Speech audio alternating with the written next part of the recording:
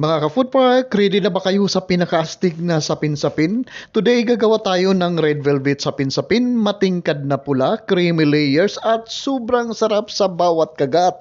Perfect pang negosyo, panghanda at pangregalo ngayong Valentine's Day. Let's go! Ito po ay 1 and 1/4 cup na glutinous rice flour. Dadagdagan lang natin ng 1/4 cup na rice flour para hindi masyadong maging malagkit ang sapin-sapin natin. Magdadagdag na rin tayo dito ng 1/8 teaspoon na fine salt, pangbalansi po sa tamis nito.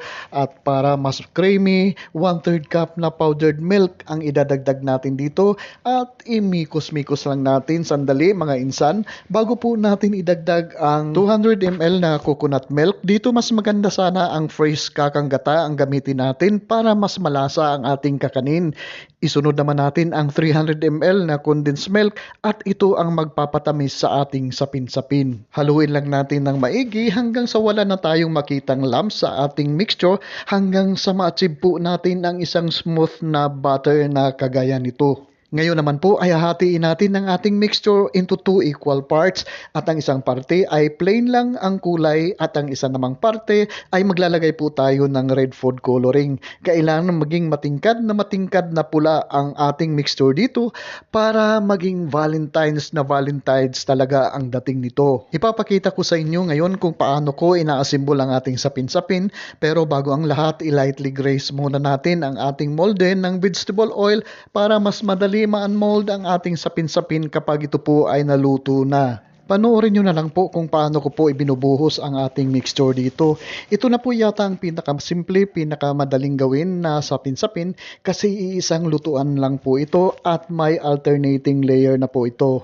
At habang pinapanood nyo po ito, huwag nyo pong kalimutan mag-subscribe sa aking channel. I-click nyo lang po ang subscribe button sa baba at pati na rin ang notification bell para palagi po tayong updated sa mga susunod kong video uploads.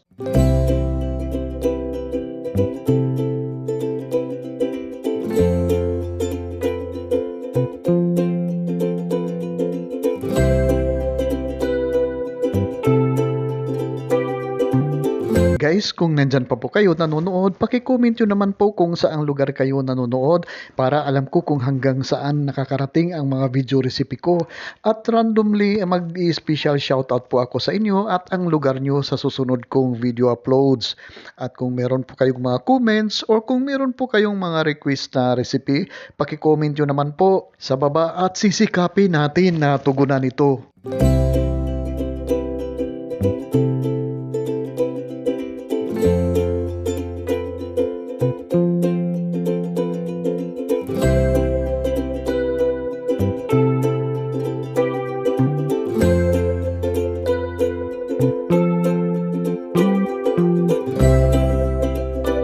Ngayon ay tapos na po ang ating layering at i-steam lang po natin ito ng mga 30 minutes sa mahinang apoy lamang po.